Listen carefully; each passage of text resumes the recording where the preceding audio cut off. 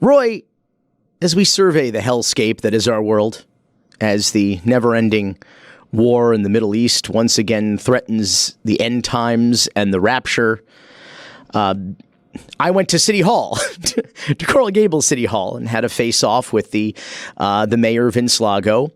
And I came on this show to talk about it and talk about the derivation of my stage name or my professional name from William Cohen to Billy Corben, and talk about my heritage and my family. And when this whole world starts getting me down, I like to trudge around in the cesspool that is the comment section of Instagram. Yeah, that really helps. And I know you do too, Roy. And I know you went under. We posted a clip, of course, from last week's Because Miami, and people had some things to say, some goy-splaining. Right? Yeah. Goy-splaining. They wanted to tell me what anti-Semitism is, what it means to be Jewish, what my Judaism should mean to me. And what did you find, Roy? All right, we go out to King Tom 015. What a sorry act of crap. Of course, lebatard. I guess he tried to say libtard there. Like lebatard. You get it? Lebatard. Lebatard. Get it? Yeah, sure. What promotes someone being such a crybaby? You guys are straight garbage and everything wrong with this country. Okay. Okay, let's... isn't kind of fair? No? Libetard. Get it? Libetard. No. Libetard. Yeah, okay. Mima in Cuba says, okay. Billy, you're addressing a city council isn't an audition for a part in a movie. That's your last name. He addressed you as such. Punto y final. Or final. Punto y final. Yeah, that's right. Y final. Yeah. I don't know Spanish, so I'm sorry. Let's go to George Bermudez 33. Who runs Hollywood again? Thinking emoji. With finger on the chin. Oh, yeah. Jorge Bermudez wants to know who runs Hollywood. Yeah. I actually, interestingly, we talked about that last week, and about how despite the fact that a lot of directors and producers and studio bosses or whatever happen to be Jewish, it actually doesn't preclude there being some, innocent sort of bias even against some of their own. Yeah, but I have a question about that. Yeah. What does Hollywood have to do with Coral Gables?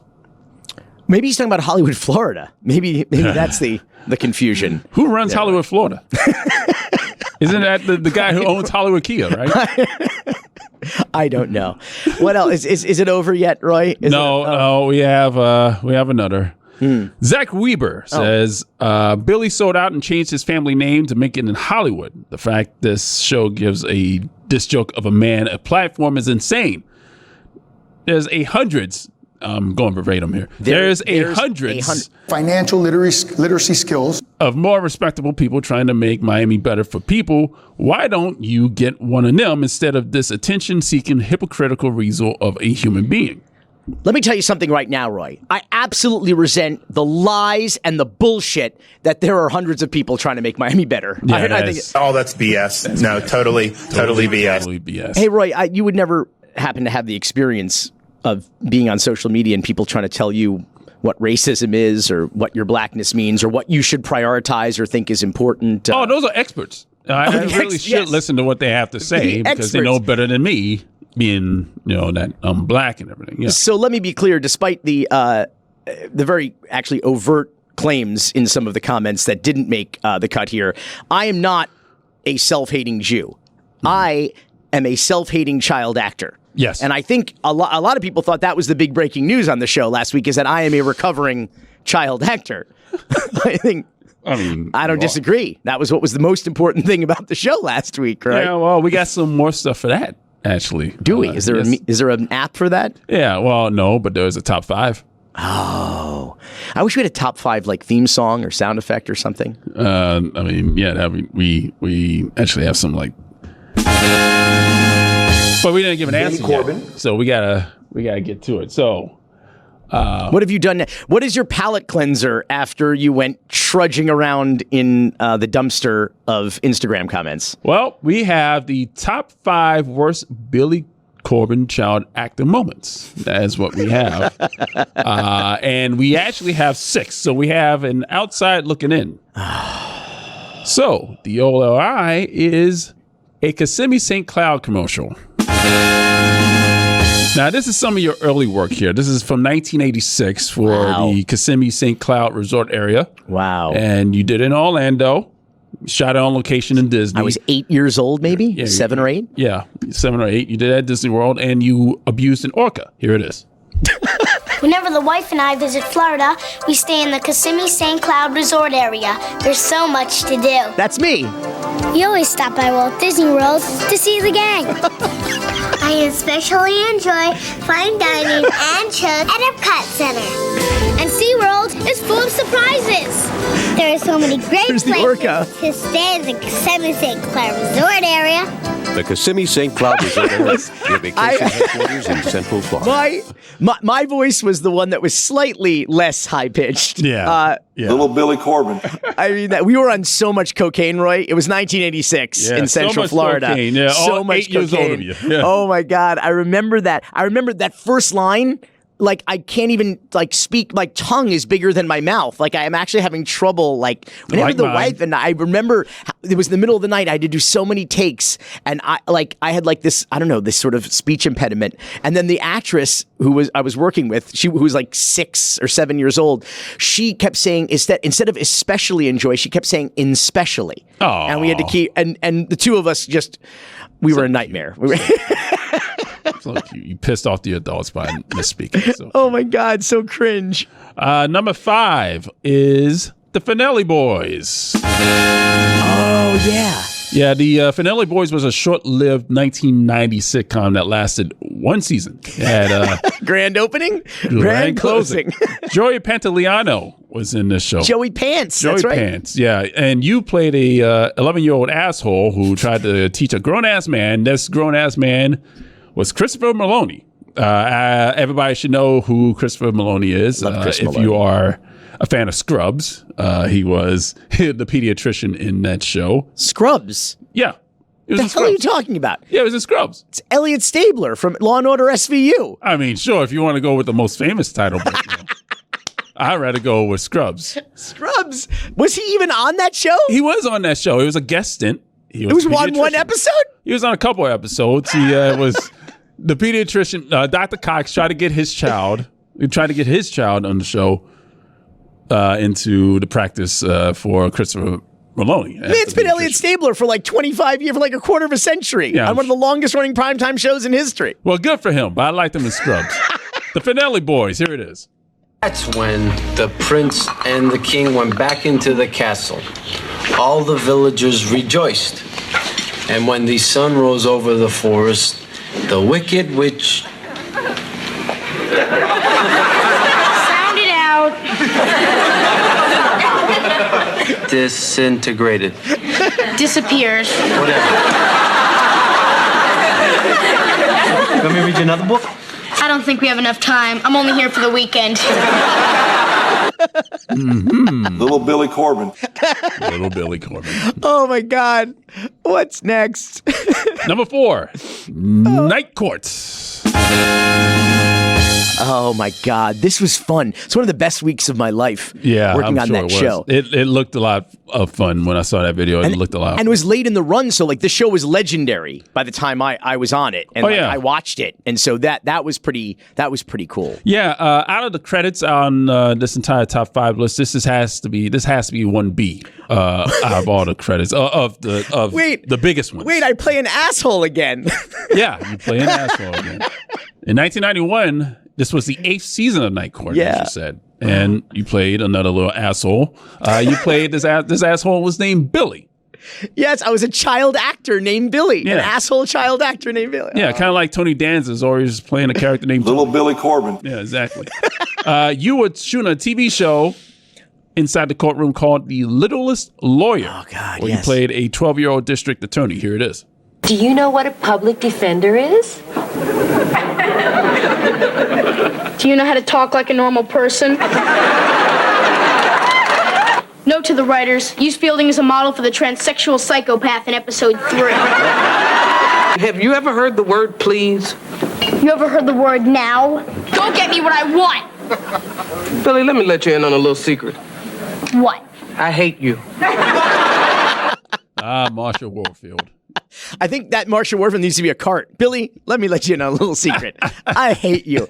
Oh, that was so fun. I had a great scene. Bull, Richard Mull. Yeah, Richard Mull. Yeah. First of all, that man was literally twice my height at that time. I think there was a scene where he picked me up and put me on a desk so that we could see eye to eye. It was so much fun. That was and rest in peace, Marky Post. Yes. Who I had to give shit. I had to give everybody shit in that scene. Oh my God.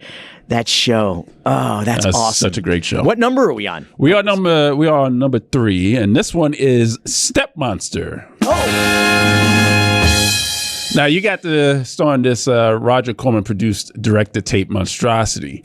Of course, a lot of the Roger Corman director-tape movies are monstrosities. Directed-tape. I mean, that's what he does. I mean, that's what he's known for. A very good career Roger Corman had. This one starred Alan Thicke and Corey Feldman. And this movie was a very much Halloween staple on Disney Channel back in the day. Now, you played a guy named Todd, a boy named Todd, teenager boy, whose stepmother, by night, turns into this mythical green scaly creature who feasts on human flesh. Here it is.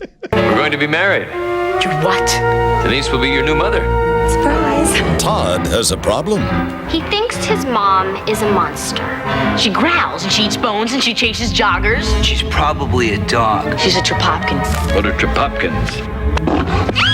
Did I mention that she eats people? Coincidence? I think not. We both know that monsters are merely a figment of the imagination. Now, Todd's got to stop her before she gets hungry again. How do you kill a vampire? Steaks for the hot. Oh, how awful. Werewolves? Silver bullet. Cool. How about Trapopkins?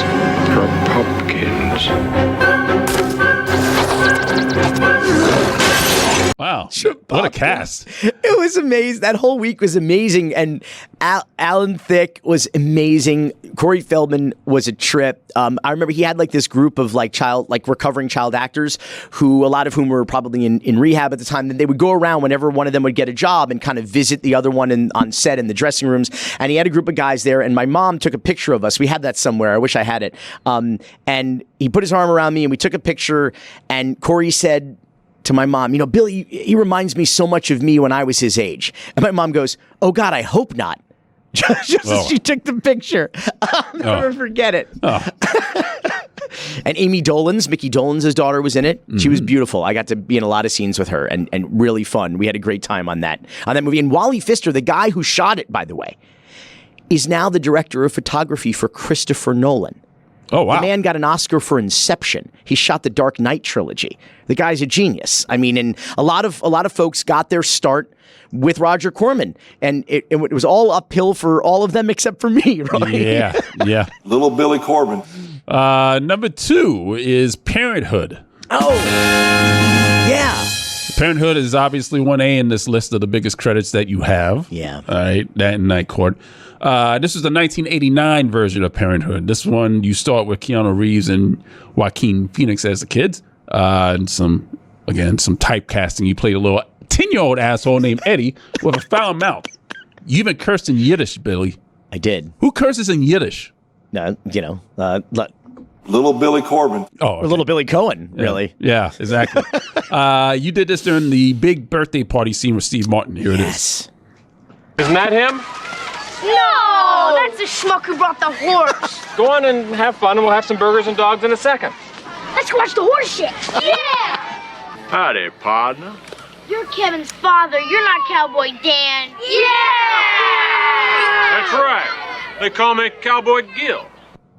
This movie was directed by Ron Howard, himself a recovering child actor who really inspired me to direct. And I got to interview him for a documentary later called The Tanning of America, One Nation Under Hip Hop, to tell him that he's the reason why I do what I do. And my mother could not believe that little Opie Cunningham was making her 9-year-old or 8-year-old son curse in a movie. But what's funny is my third line there, which I don't curse in, that was a big deal because when Steve Martin did the rounds on the talk shows, including The Tonight Show with Johnny Carson, and he quote-unquote brought a clip with him, that's the clip he brought when he was doing the Cowboy Dan shtick at the party. So my line, you're not, you're Kevin's father, you're not Cowboy Dan, that was like on The Tonight Show. So you were on The Tonight Show. Kind of. Let's go with that. Little Billy Corben. If you say so. Number one. There's something better than that? There's something better than... No, there's something worse than that. I meant there's something... Yes, that's what I meant. Yes, there's something worse than that. And that's called Archie to Riverdale and back. Oh. I can tell how ashamed you are of this one. Fuck. Oh shit. Yes, you have to bleep that. No, that was worth the F-bomb there. Yeah, in 1990, Weddingly committed a humiliating version, just a bad act of cultural appropriation as Jughead's son in this NBC TV movie. Now, this has to be the worst cover song that has ever been recorded. Yeah. This is the whitest so-called rap version of the Archies singing Sugar Sugar. In fact, it sounds like you did some bad ADR here. It sounds like you went back into the studio and sang for this particular scene. Here it is. Break it down for me, fella. I'm gonna make your life so sweet. Rockin' and moving and shaking and stuff. I'm gonna rock the world complete. Rockin' and moving, grooving, say what? Pour a little sugar on it. Sugar. Ah, honey. You are my candy girl. And you got me rocking you. Break it down, won't you please? Sugar. Ah, honey. You are my candy girl. And you got me rocking you. Break it down, come on. And you got me. And you got me. And you got me. Break it down, won't you please? The only thing worse than that was having Mike and Jason in our ears, which the audience can hear, telling us how much longer there is in the clip. Yeah. Like when they said 20 seconds, I'm like, this is going to feel like 2 hours. And it did. It did. Coming up next. Sports. You've read him in The Guardian, Rolling Stone, Gawker, Deadspin, NBC, Esquire, Vice.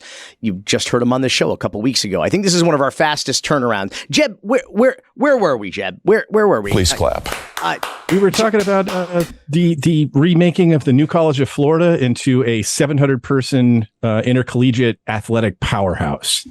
Sports. Jeb Lund is great writer, amazing writer, also the co-host of It's Christmas Town, a podcast that reviews the bizarre and gentle world of Hallmark original movies. And he is a graduate of New College here in Florida, which is where we were interrupted when we ran out of time last time you were here, and wanted to pick up that conversation because you had just told your story about how you got to New College. So picking it up from there, New College was a pretty special place. You got a school of about 700 students, one of the smallest, I think, public colleges in the state of Florida, but also, like I said, a pretty unique place for unique, a unique student body, and no athletic department up until a very short time ago. So tell us about what New College was and how it has been remade in the mold of DeSantistan. Right. So New College athletics, when I was there, and I think for pretty much the bulk of its existence, was the New College kids got really drunk and they took hallucinogens, and they played kickball, softball, or ultimate against the kids from Ringling who took cocaine. I'm guessing there was a Quidditch team as well. I don't think we ever did that. I do know that there were like certain inventions, like you take a shot penalty if you bogey a hole of wiffle ball golf and things like that. But it was really not a. There were pickup soccer games that were a little bit more serious than the things I've mentioned, but there was never really any focus on like we need to do something that requires a uniform. You have to buy a jersey. No, you just show up, you walk out, you're 150 feet from where you sleep, no problem. 5 minutes prep. You're good to go.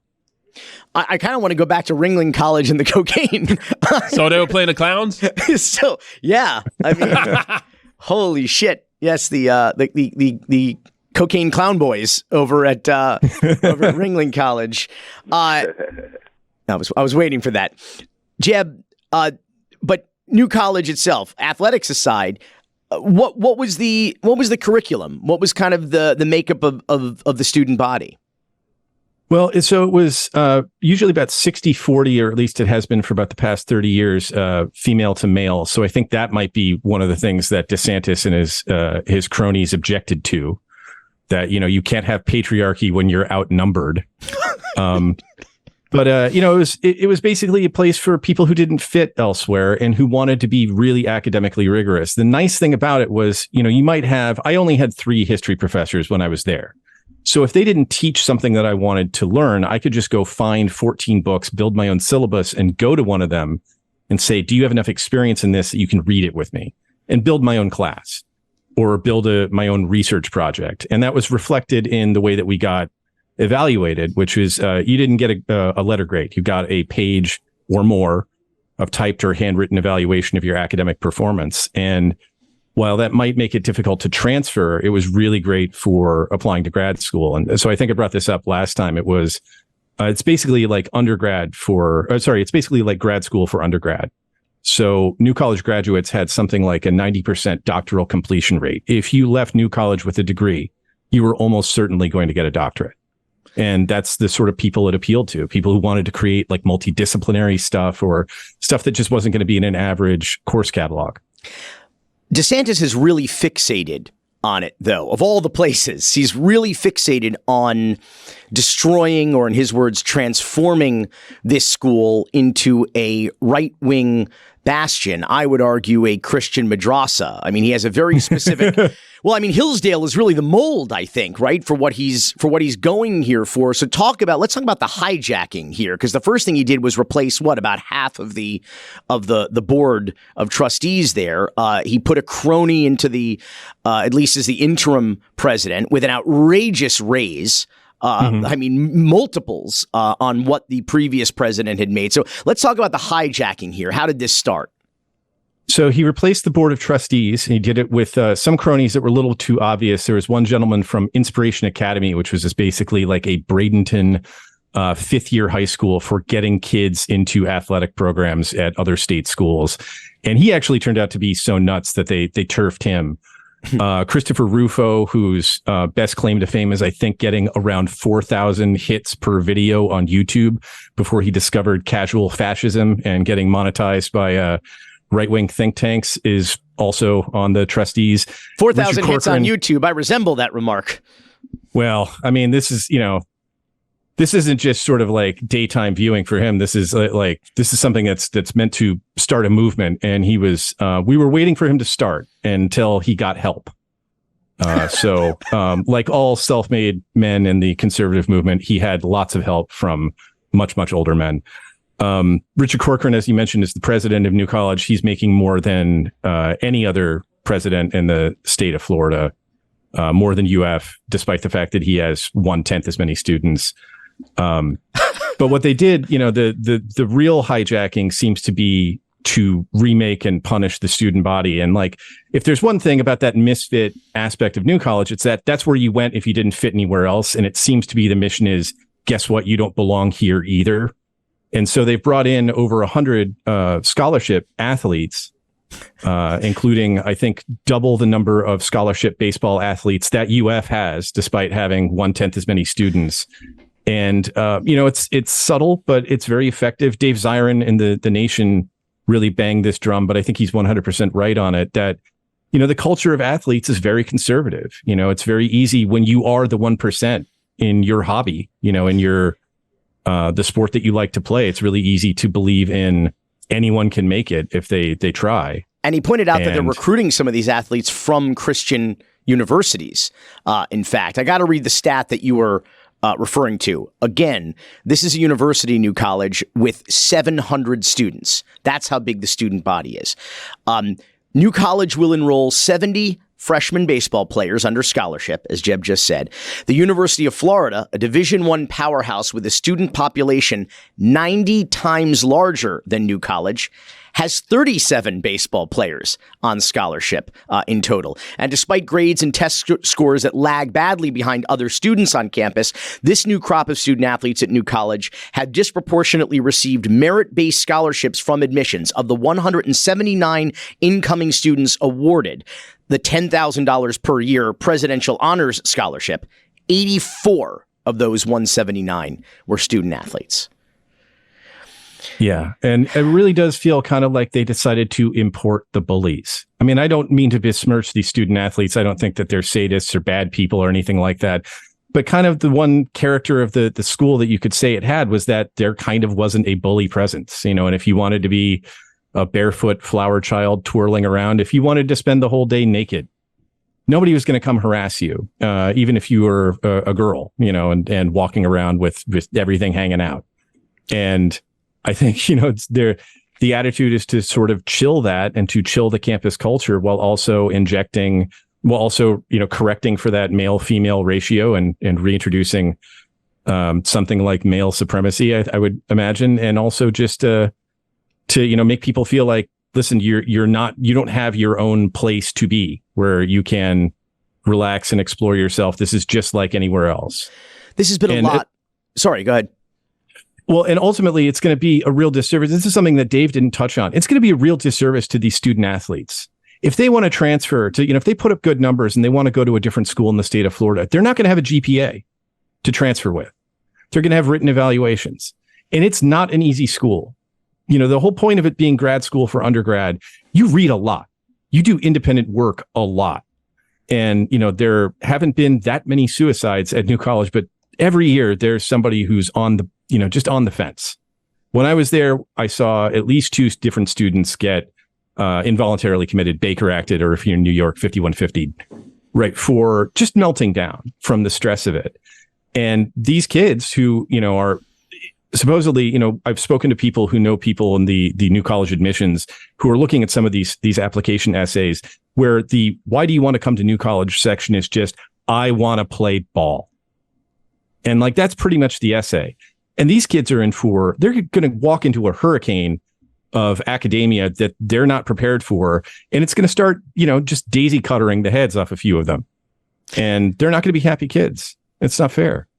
This is really a legacy, though, of Ron DeSantis, is punching down, right? I mean, is attacking people with the full weight of the state that can't necessarily defend themselves. LGBTQ plus kids, minorities, immigrants, people who have very little political clout or power, and really investing millions or tens of millions or hundreds of millions of dollars of public money into trying to, as you say, push them out, saying you don't even have this little 700, this tiny public college anymore. That's going to become a baseball school. And I want to ask about that, Jeb, before you go.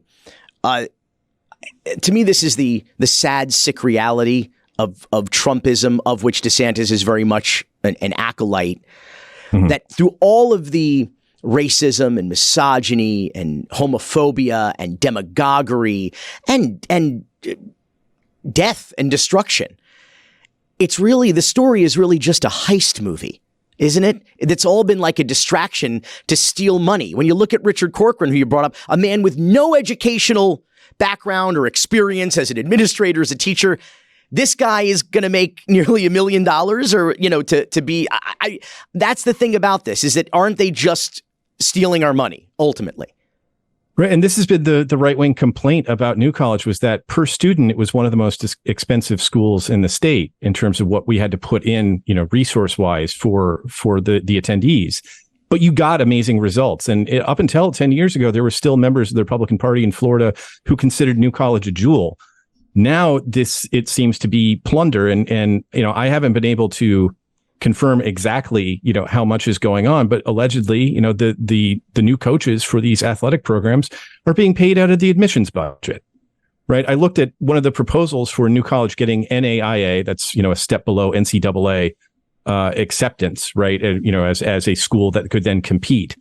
And if what they sent in was what I saw was what they actually sent in, they were intending to send the student athletes to campus counseling. That was what was going to be their athletic and physical care. Campus counseling is for the people who are going, I feel like I want to jump off a bridge because I can't finish my thesis. It's not for people who've got a bad hammy. So there seems to be this complete contempt for the money. Up until now, the concern was New College spending money effectively. Now it's just like, it seems to be a piggy bank for this project that only has humiliation as its end. It doesn't seem to be about academics. It can't possibly be about athletics. They've got 80 baseball players. They've got one baseball field. They want to build another. They're going to have to boot the classic car museum out, raise it to the ground, and put another one on there, and then they'll have 2. And they'll still be about too short for the amount of You're students. goddamn right, meatball. Jeb Lund, come back next week. The week after that, always. I love talking with you and reading you and seeing you and your girthy microphone. Thank you. Ladies and gentlemen, this sexy bastard is Jim DeFede, a veteran award-winning Miami reporter. Yeah, I just started the segment. That's what happened. The Miami phase of his career started in 1991 at the New Times, where for 11 years, he was part of a murderer's row of writers doing some of the best reporting ever during a golden age of local journalism here in Miami. His first book, The Day the World Came to Town, 9/11 in Gander, Newfoundland, was published in 2002. And his latest book, it only took 20 years, Jim. It drops in early 2024. It's called The Chronicles of Willie and Sal. It's an anthology of stories he wrote about Willie Falcone and Sal Magluta, Los Muchachos, the boys, a pair of Miami High dropouts who became the kings of cocaine here and helped inspire me and my producing partners to commit 12 years of our lives to produce the Netflix original doc series Cocaine Cowboys, The Kings of Miami, featuring Jim DeFede. Jim joined CBS. I love the way the introduction to me turned into a promotion for you and your work. Dude, how did that take a weird turn? You're here to promote your doc. I'm going to promote my doc in the intro here. And this is what Jim is here to talk about. Well, you could do that every Friday, though. Since he joined CBS, he does it every Sunday, too, on his show. All right, well, that's his show. Jim joined CBS Miami in 2006. He's an investigative reporter, politics reporter. He's the host of its popular Sunday morning public affairs program, Facing South Florida. And also at CBS, he's done something really amazing, which is that he's managed to produce over a dozen outstanding documentary specials, including a powerful trilogy of 1-hour docs about the Champlain Towers collapse in Surfside. His latest, Warehoused, The Life and Death of Tristin Murphy, premieres Wednesday, October 25th at 10 p.m. on My 33 in Miami and streaming online at cbsmiami.com. I just watched it last night, and wow, it is riveting, powerful, disturbing, and I think it's your finest work, Jim, which says a lot. Jim DeFede, who is Tristin Murphy, and why have we never heard of him before? So Tristin Murphy was a 37-year-old man who was in prison in 2021 on I'll get to the charge, but this was a young man, 37 years old, who was sent to a state prison, even though they recognized that he had severe mental illnesses. And he ended up killing himself by trying to cut his head off with a chainsaw. It is one of the most harrowing stories I've ever encountered. I found out about it the day it occurred on September 16th, 2021. I got a call from a source within the Department of Corrections that said something terrible had just happened, and that the real tragedy of it is everyone at the prison understood that he had a mental illness and needed to be treated, but instead they put him on a work detail and handed him a chainsaw. And so after I learned that, I went on what became a 2-year mission to chart exactly what happened in this man's life. And what I ultimately tried to do is use Tristin Murphy's story with the help of his parents to piece together his life and to show how the criminal justice system fails people with mental illnesses. And that's really what the movie is about. Governor Rick Scott privatized prison medical care, allegedly to save the state money. What does your investigation show actually happened? Did it save us any money? Did it improve the quality of health care in our prisons?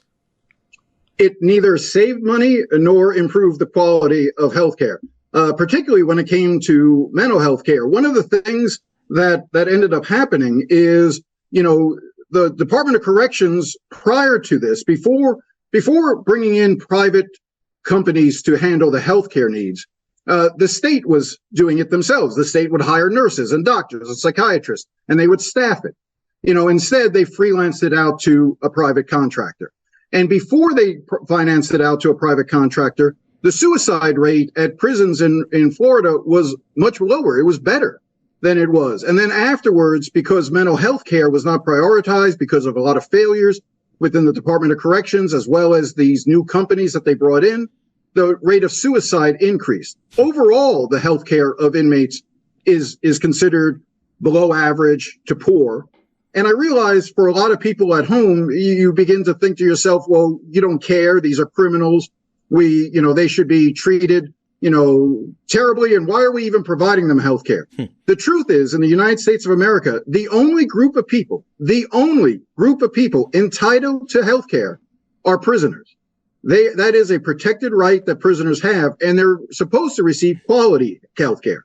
That's not what they're getting in Florida. And also, you get into the competence crisis in this documentary, which is to say that there's a lot of people languishing in jails or even in prisons who are deemed mentally incompetent to stand trial. So they're just kind of stuck there and languishing, indefinitely in some cases. And so, I mean, isn't it our responsibility as a society, if we are going to imprison these people, to take care of them? And in that regard, you have a stat in this doc that just blew me away, Jim, about this privatization of prison health care.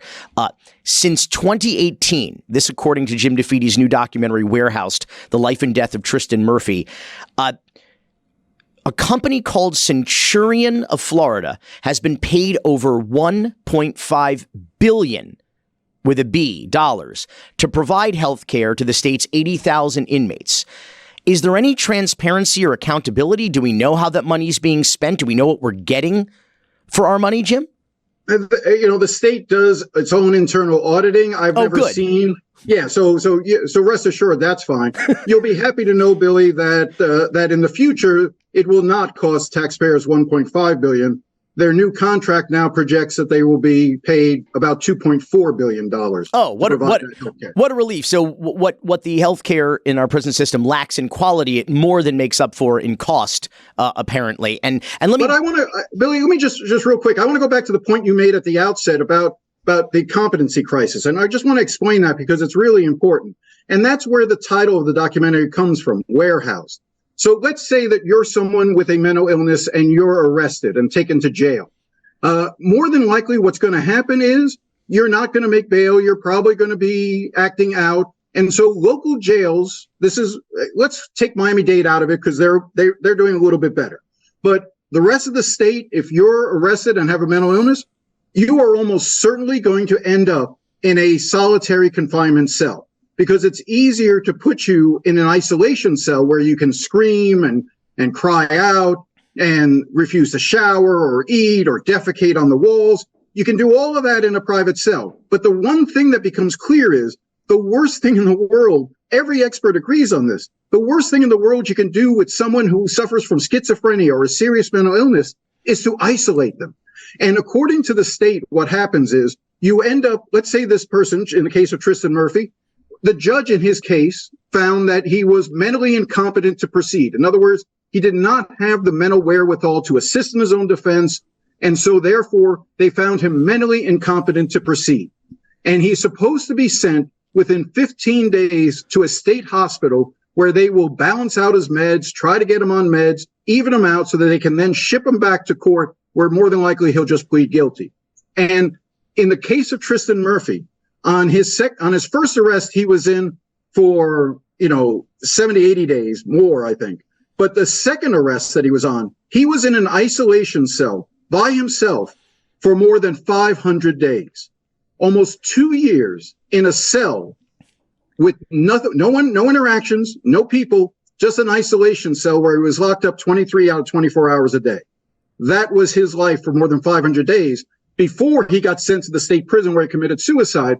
And you can begin to wonder, is being held for 500 plus days in an isolation cell part of the problems that ended up leading to his suicide when he entered state custody at the state prison just west of Miami? He was only at the state prison west of Miami for less than 60 days. But in that time, they failed to diagnose him. They failed to give him the proper medication on a regular basis. They failed to recognize, even though their notes, the medical records all show that he was in psychotic state, hearing voices, talking about the man with no face. And every inmate at the facility who interacted with him was scared to death of him because they saw his mental illness and they realized he was not right.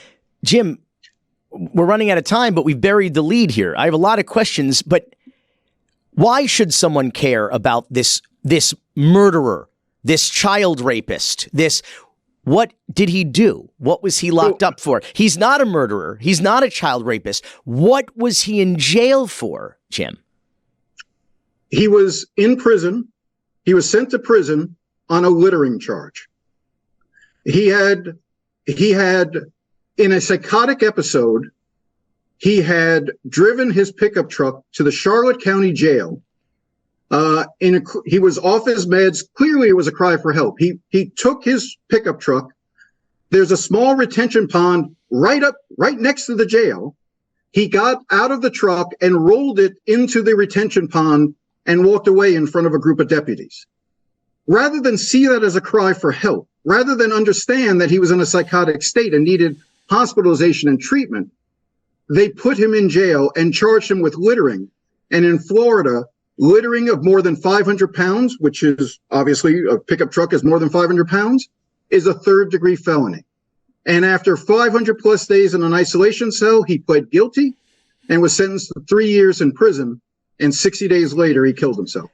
People have to watch this documentary because I didn't have a chance to ask you about, emails that you obtained from Centurion, this private prison healthcare company that seemed to admit that the system very much failed this guy, that he was supposed to be getting psychiatric help at the time that they sent him out to do yard work. And I just have to ask you in our last 60 seconds, Jim, the question that Tristin's mother asked.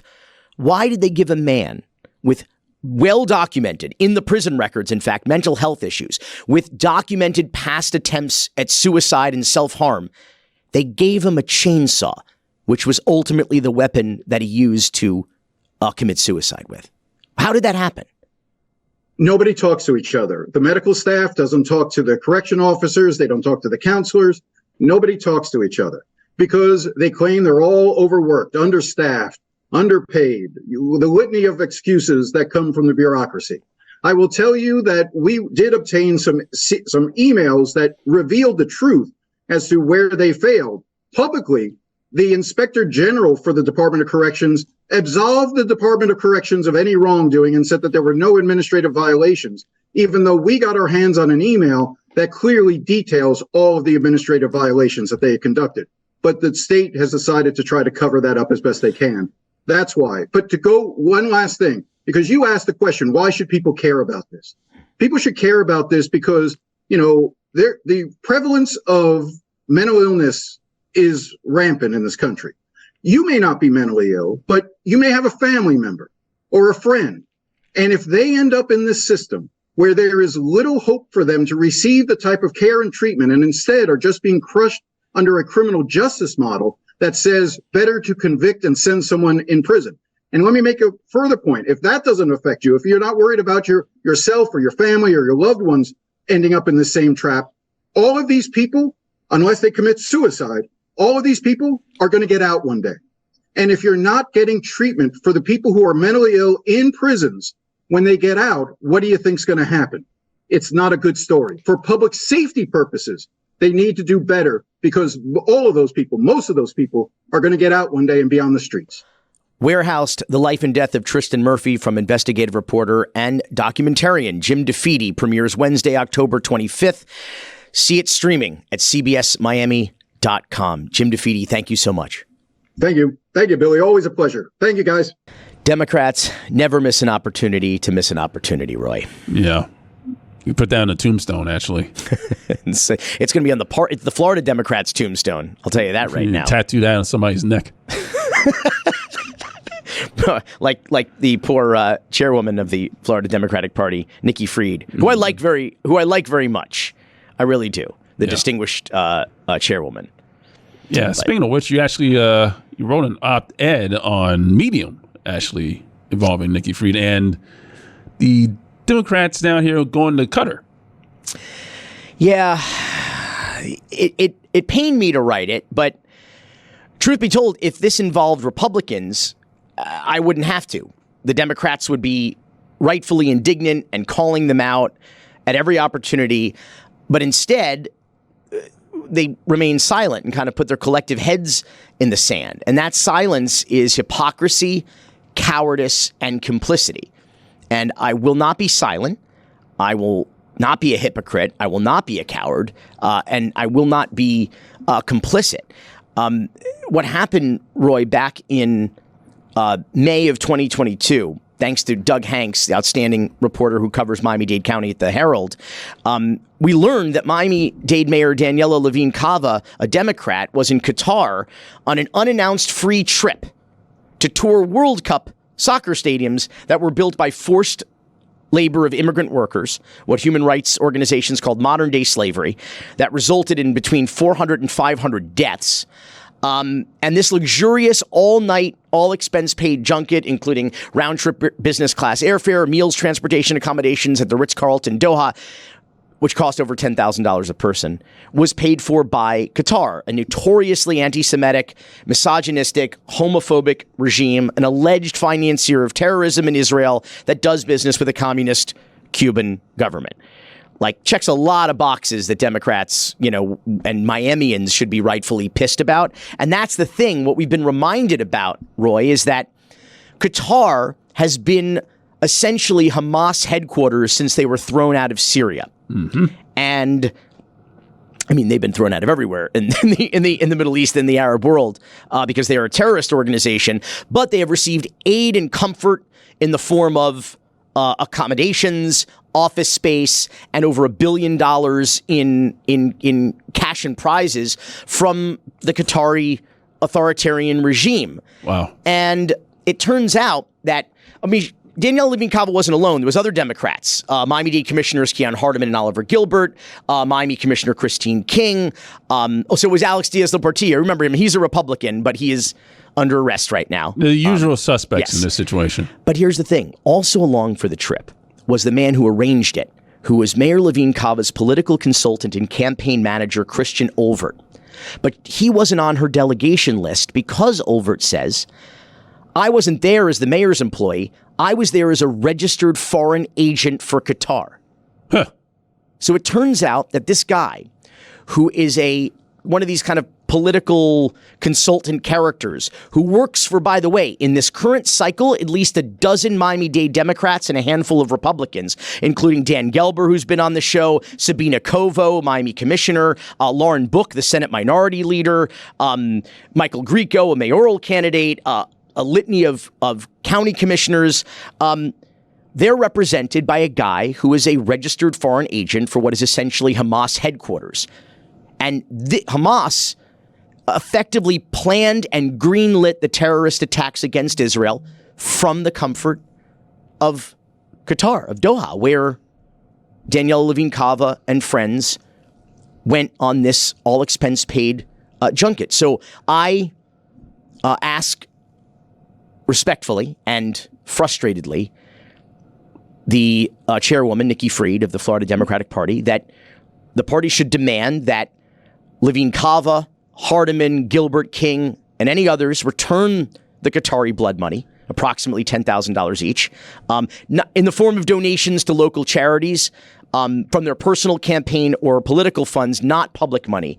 And that Levine Cava, Book, Pizzo, Govo, Ashley Gant, Oliver Gilbert, Michael Grieco, and all the Democrats who are working with Olvert should demand that he do the same and end his representation of Qatar. And if they refuse, they should end their affiliation with him, because Democrats need to make a choice, Florida or Qatar. And that's the thing.